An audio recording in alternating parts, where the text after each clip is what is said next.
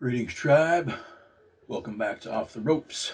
We are now reviewing No Peace Underground, final show of 2020 as You Will Never Be One of Us, live from the Sound Bar in Orlando, Florida, live on IWTV. On commentary this evening, they had the bad boy Joey Janela joining Drennan. 6 fights, no ropes, no ring, no peace. First thing, I have to commend these dudes on their production, man. They've got great graphics, super cool intro stuff, and the last couple shows they've had some segments between matches, and tonight's absolutely took the cake with their interrogation style stuff, man. Just absolutely stellar between match entertainment. Well done, folks. Very well done. First match on the card tonight. Get the debut of NV Young. He is the leader of the Polyam cult. Came out to I Touch Myself by the Divinals, which I find A, to be an amazing song, and B, a great intro. He is taking on one half of the End in Pero, a big, brutal bear of a man. Pero may be for the culture, but he was not there for to have fun tonight, let me tell you that. MV Young, he did come to compete and he put on a hell of a show. One of his top moves for the night was a double stomp off of the stage while Pero was face down across 4 chairs. Quite vicious, quite violent.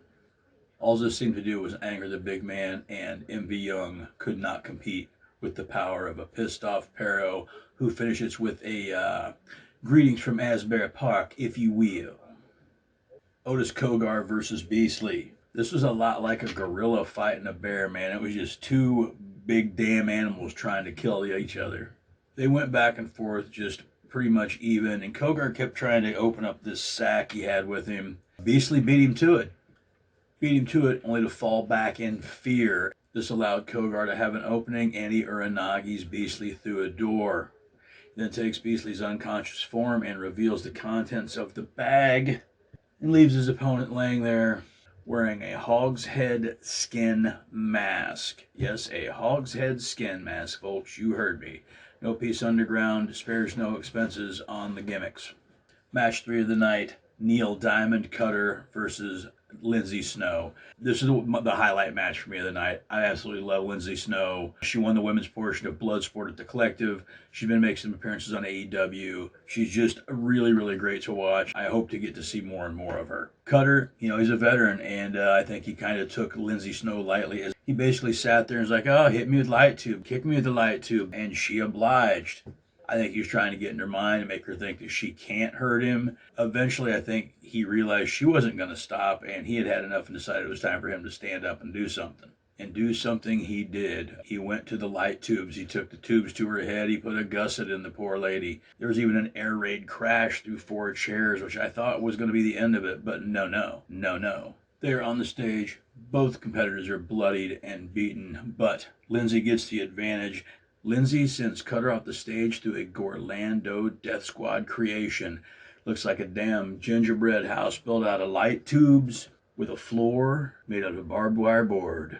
Vicious, violent, and goddamn fun to watch. Lindsay Snow gets the W. Matthew Justice, John Wayne Murdoch.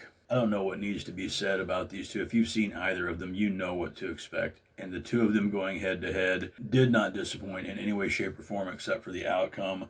These two absolutely beat the holy fuck out of each other. At one point, they're out in the streets in front of the club. Car just comes driving by, just drives around them, and as the announcer says, seeing somebody getting a pile driver in the street in front of the bar in Orlando is just par for the course. Vicious chaos ensued. I can't properly put into words to describe the match between Justice and Murdoch here tonight. I would be doing it a disservice. If you want to know how great it was, watch it on IWTV. Sign up if you don't already have it. Give that thing a watch. As I said, the only disappointment in this match was the outcome of it. After a destroyer off the stage onto about 8 tables, a ladder, all on top of a concrete floor, the referee decided to stop the match when both men could not answer a 10 count. Kind of a disappointment for after such a great match, but one thing it did ensure It ensures that these two are going to get at it again down the road, and I cannot wait to see that because who the hell knows where it's going to go from here.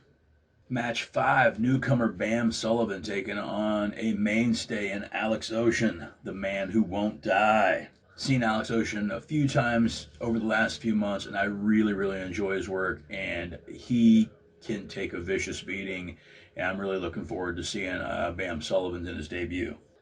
Sullivan made a hell of an impact on his first time here. I think the thing that sticks out to me most was the syringes and then the syringe covered table after some light tubes across the back. And another wonderful creation by the Gorlando Death Squad out front. Alex Ocean sends Bam Sullivan through flaming panes of glass, barbed wire boards straight to the floor, straight to hell, and gets the W. Final match of the night was supposed to be a three-way dance. Unfortunately, the hipster heartthrob, Casanova Valentine, had to step out. I'm not sure exactly what happened. I did not grab that information. I do know that he did not participate for some reason. That's pretty shitty reporting. Anyway, this basically opens the door for Masada and Connor Claxton to get kind of a rematch from a match they had earlier this year that Claxton won. And it's a match they definitely deserve with two talent of this caliber. There were cinder blocks, skewers by the bucketful, even skewers into Claxton's gums yeah, it was not good. It was violent. Masada was in control most of the match. Claxton got some shots in, but overall Masada dominated this. In the end, we saw Masada take that bucket full of skewers and jam about 4 handfuls of them into Claxton's skull, set a chair up against his face, and then running kick the chair into the skewered head of Claxton, and therefore getting the win in much definitive fashion. Now you'd think that would be the wrap, but no. Fucking Ricky Shane Page has to show his greasy ass. Ricky Shane Page coming out taunting Masada about how they should get at it and have a match and how he does what he wants when he wants. But he's not going to let Masada have a match. And then Atticus Cogar shows up from behind with the distraction from RSP. Atticus has been after Masada for the last couple of years trying to get a match. But Atticus is here to make a statement saying he is on his level. Also, he owns the skewers now. Left Masada laying with the signature 44-0 green skewers mounted in his head. And I think this will get Atticus the match he's been demanding. Another fantastic show from No Peace Underground. Can't tell you how much I enjoy these shows. They're great. There's something nice and different. I love IWTV for putting them on. Again, the stuff in between matches tonight was just absolutely fantastic. Very, very entertaining. Well written. Lots of really sub-references. Yeah, it's violent and it's chaotic, but damn it, it's fun.